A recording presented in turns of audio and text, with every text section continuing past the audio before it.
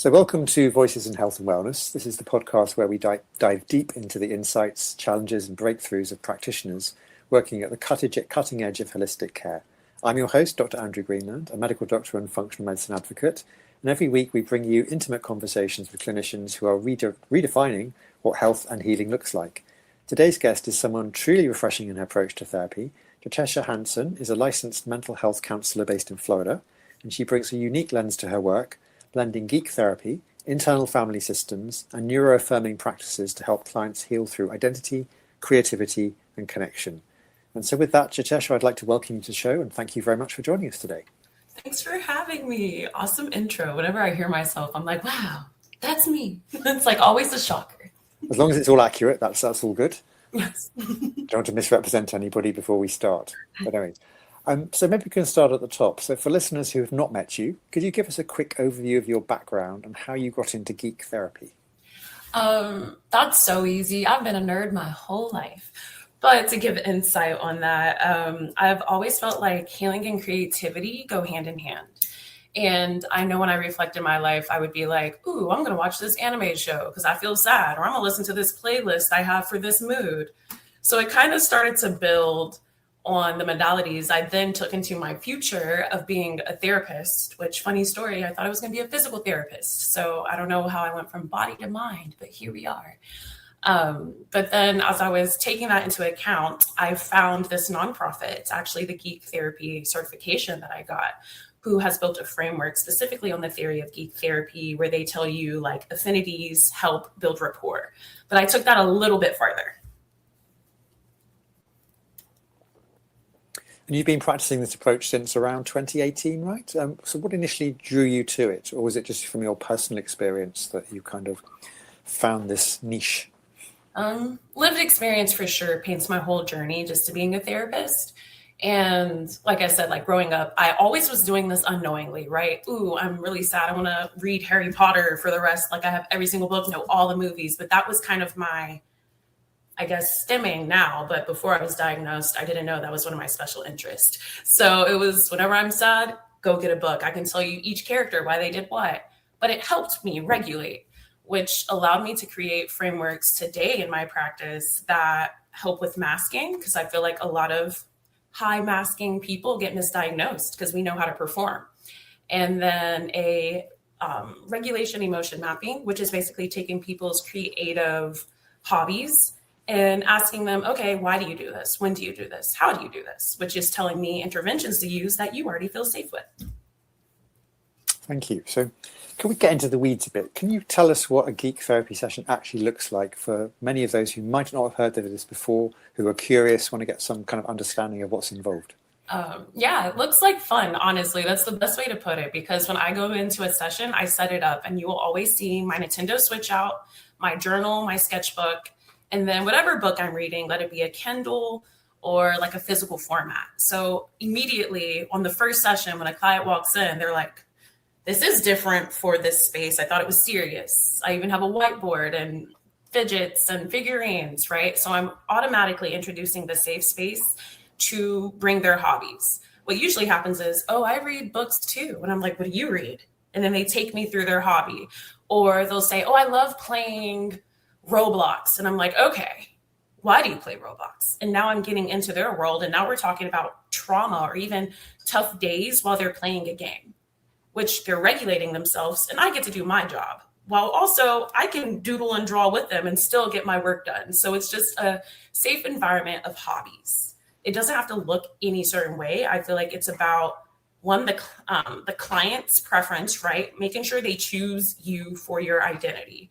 Because I'm very much a geek default. You could see me outside and I'd still be wearing like some type of geek shirt and being like, oh, I love Marvel. When's this con? Like, so make sure if you're going to be a geek therapist, you truly embody just hobbies and creativity. So how do clients respond to this? So I guess firstly, the neurodivergent ones and perhaps the non-neurodivergent ones. What does it look like for each of them and how do they kind of navigate through this? Oh, I love that question. I feel like it's not necessarily neurodivergent versus non-neurodivergent. I like to use the term neurotypical programming because I feel like if we're thinking evolution and DNA, neurodivergence is just a part of evolution. So it's not like, oh, this is separate people. No, we're all same. It's just some of us have a different brain, which you would hope out of billions of people in the world, we all have different nooks and crannies in our brain. So anybody, I work with all, it just seems that we all have the fine baseline of hobbies. So when everyone has a hobby, rather you're neurotypically programmed or you're authentically neurodivergent, the hobby is the baseline. So I guess the geek therapy is a layer, but in terms of how do you incorporate perhaps the other more traditional layers into what you do? Or is everything you do a bespoke kind of creation or a model for people? It's a framework, right? So geek therapy just gives us the language to use. Now, how you use it is on you. The way I use it is I have 2 assessments, right? So the regulation mapping tells me all of their creativity, all their hobbies. Then I take that and I apply theories we already know, like internal family systems or Carl Rogers, so just all the things. I personally like to use internal family systems to separate everything in parts. That's the easiest one to apply to any hobby, any creative approach that someone might like. For example, I have a client that loves The Sims, but they're also anxious and they are not good at decision making.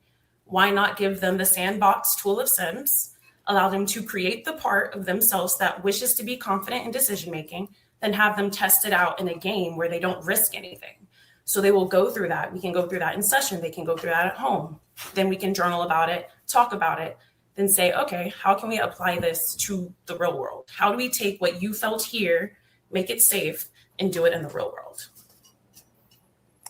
And why do you think these creative approaches resonate more than traditional things like perhaps EMDR for some clients? What is it in there that's really kind of catching their attention? It's not necessarily this is better. I feel like we just have to account that not everybody learns or is the same. I feel like neurodiversity is that we are not the same, where a lot of modalities are made out of rigid protocols, gives no space for somebody that might need to walk around while they're talking about deep stuff. That's just like EMDR you brought up. I love EMDR, but as an autistic ADHD person, it's triggering. I also feel like you're trying to control my stimming. So me personally, I wouldn't do that. But do I use bilateral stimulation, which is the baseline between all of those ART, brain spotting? They're using bilateral stimulation, which can be done walking outside, which is how it was discovered. She was using her eyes, walking back and forth and swinging her arms. Bilateral stimulation could be switching to your non-dominant hand in writing. So it's just taking things that are already there and applying them to the person and not making the person match the modality. And how do you market this? Because it is quite different in inverted commas in terms of it is non-traditional, I guess. But how do you market it and how do people find you for this kind of work? I don't know. You got me stuck in that question. Like, I'm not the type to perform through things. So you're getting me just in the moment. I'm not necessarily marketing it. I feel like if you know what you're looking for and you're tired of traditional therapy approaches, you'll find me because I know my blog. I know it offsets a lot of people because I'm taking stuff that people have gotten so comfortable with and I'm saying, that's cool. Look at it this way. So I'll get some comments that are like, oh, are you sure? And I'm like, it's not about us. It's about the client. I'm taking modalities that you've been using for years since it was created. And I'm just saying, add a creative lens. So it's not necessarily that I'm doing something different. The only thing that I would say is different and that I am marketed for would be the fact that I do have assessments that highlight masking where I can track people's masking. And I do that in sessions. And I do have an assessment that I can take people's hobbies and interests and see how it helps them. So with those 2 things, it creates a niche of its own. And the people that do seek you out for your services, do you find that you see the full repertoire of various conditions and challenges? Or do you find that the people that you're seeing have got a more narrow focus of things they won't work with? No. I often make the joke that whenever you are in the neurodivergent lane, you have to open up yourself that it's going to be like a cocktail baby, right? It's not just going to be ADHD. It's not just going to be autism. It's going to be a bunch of things, usually all at once, and it's going to present differently in each person. So often all my cases are complex, but because this is an area I've been in and I learn about in research, it doesn't feel like a challenge. So no, it's not narrow. I have different clients that come in with different phobias. They all don't regulate the same. So that looks different given each person.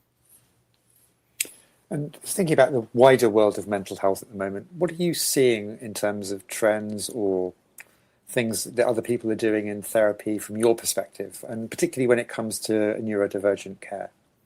I feel like this is just the beginning of authentic care.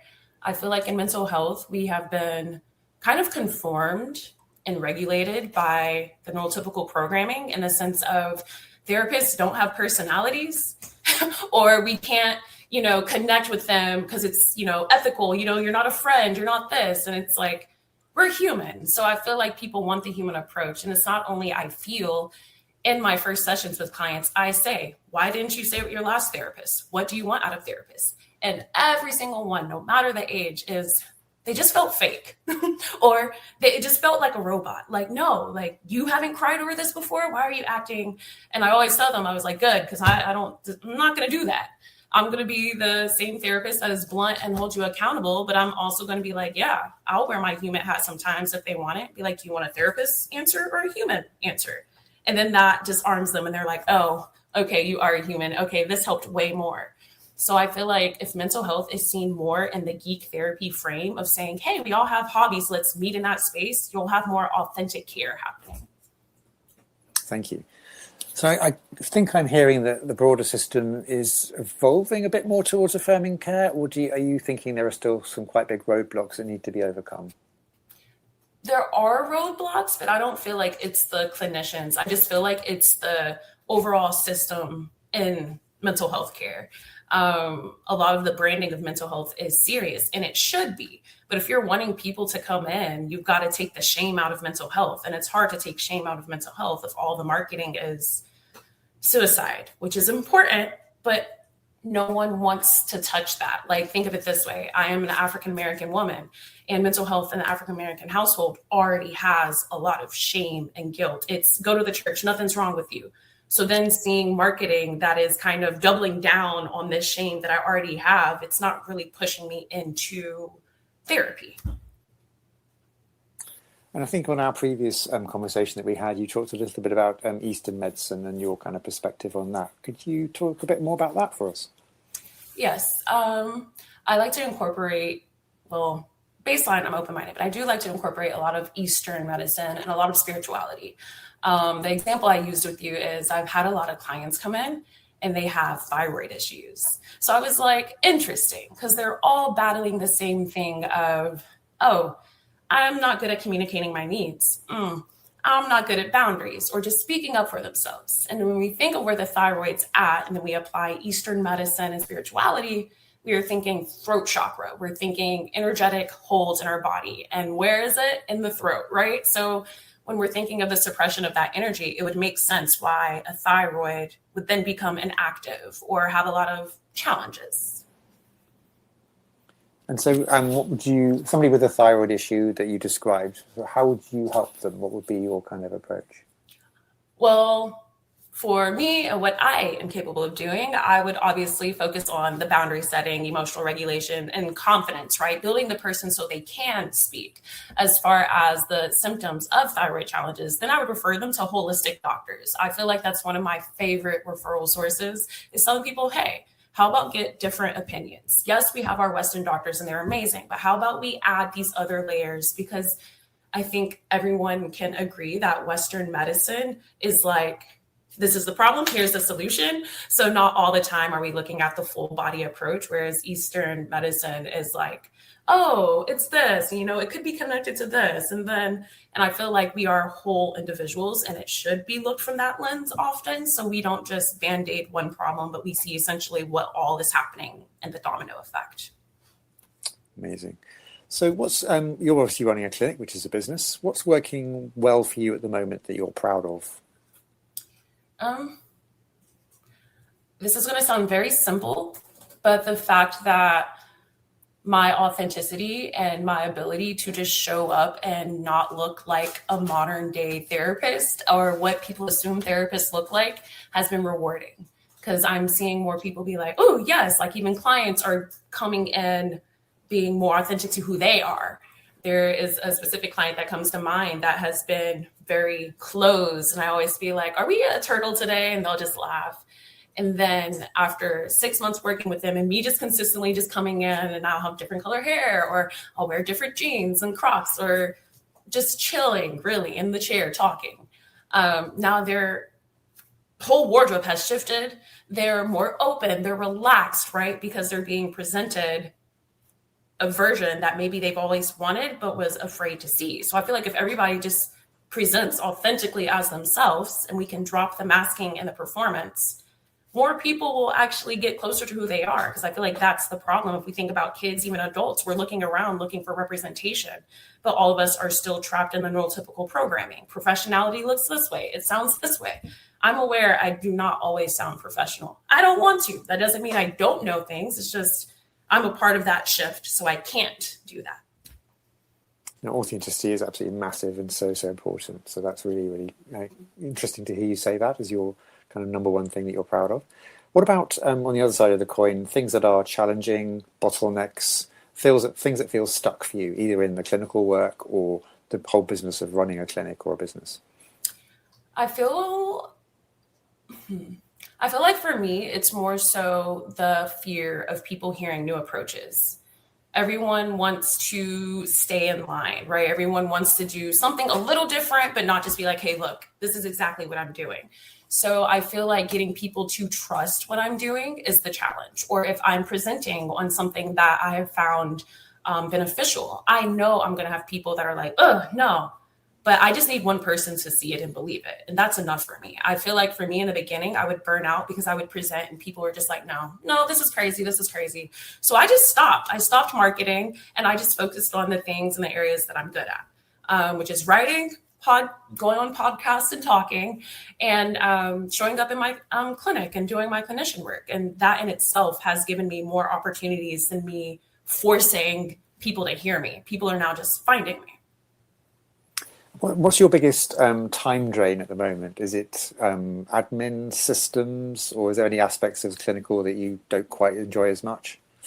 Notes will always be my downfall.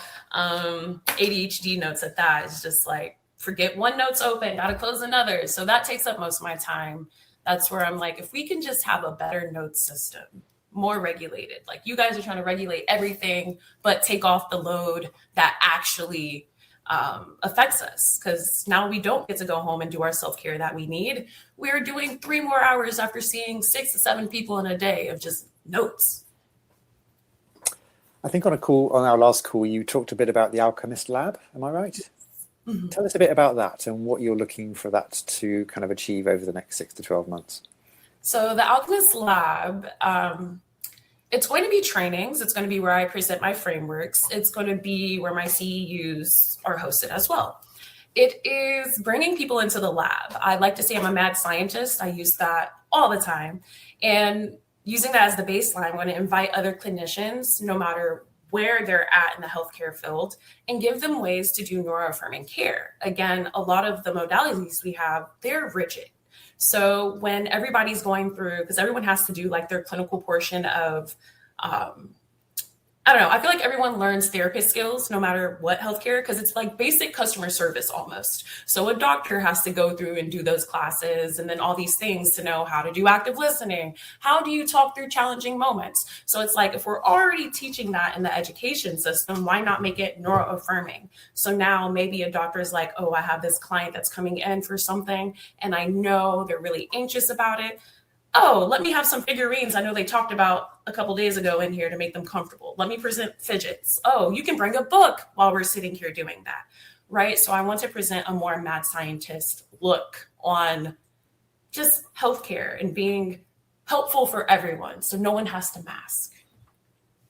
Brilliant. Now, if you had a magic wand and you could fix one thing in your clinic business overnight, what would that be? I'm like, will I get canceled for this? Insurance contracts and rates. No, that's fair. That's fair. I mean, I have conversations with a lot of people in North America, and the insurance thing comes up almost all of the time in some shape or form.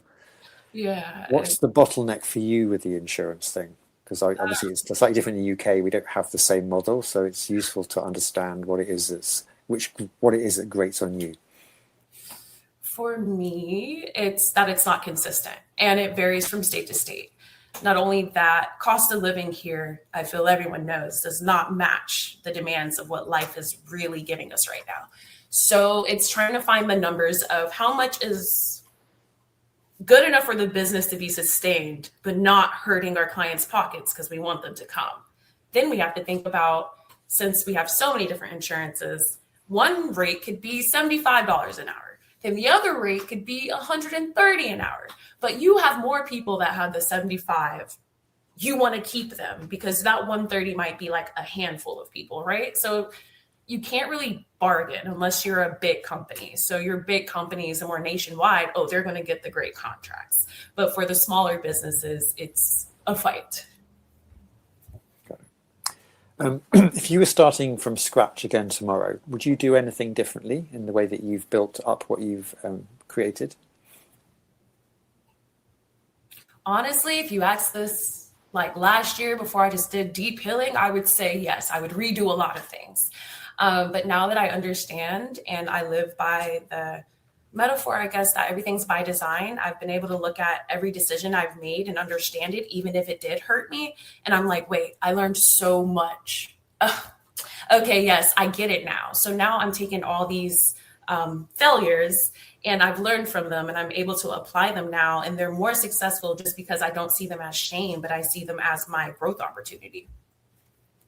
Okay.